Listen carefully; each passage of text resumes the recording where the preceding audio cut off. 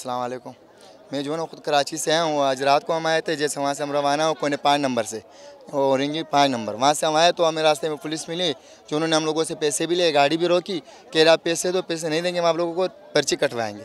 फिर हम लोगों ने पैसे नहीं दिए, फिर भी उसने लेने कुछ ले लिए, थोड़े बहुत 2 लाख हमसे ले लिए। हालांकि हम 10 ख़ानदान थे एक गाड़ी में।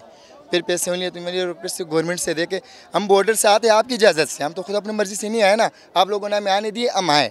हमारे इन लीगल हम नहीं आए, इन लीगल आप अभी आप कह रहे हो, देखो आपने तस्कीर हमारे चेक किया, हमें आने दिया अपने मुल्क के अंदर। आप नहीं आने तो हम ज़बरदस्ती तो नहीं आ सकते, लेकिन अभी जो आप ये कर रहे हो ना, आप ये गलत कर रहे हो। आप वही कर रहे हो जो इंडिया वाला चाहते हैं।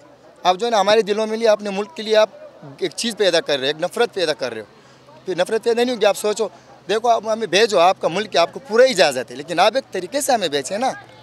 एक महीने में एक बाप तो एक महीने में कोई अपना घर नहीं बेच सकता है। मेरी प्रॉपर्टी कुछ भी नहीं है, लेकिन जिन लोगों की है, आप एक महीने में कहते हो कि अपना जायदाद बेच के तो हम जब्त करेंगे। आप क्यों जब्त करोगे?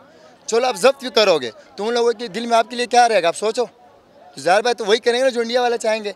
तो बड़ी मेहरबानी है, आप लोग उस रिक्वेस्ट है, आप लोग ऐसे नहीं करें, थोड़ा इज्जत से हमें भेजें वहाँ पे, अपने तरीके से आप लोग काम करें कि हमारे और आपकी पड़ोसी हम लोग भाई इस्लाम है। आप कैसे भाई हमें कहते हो? आपके तो भाई अफगानी हमारे भाई है, भाई तो ऐसे नहीं होते। आप ऐसे करोगे? कोई भाई तो ऐसे नहीं करते।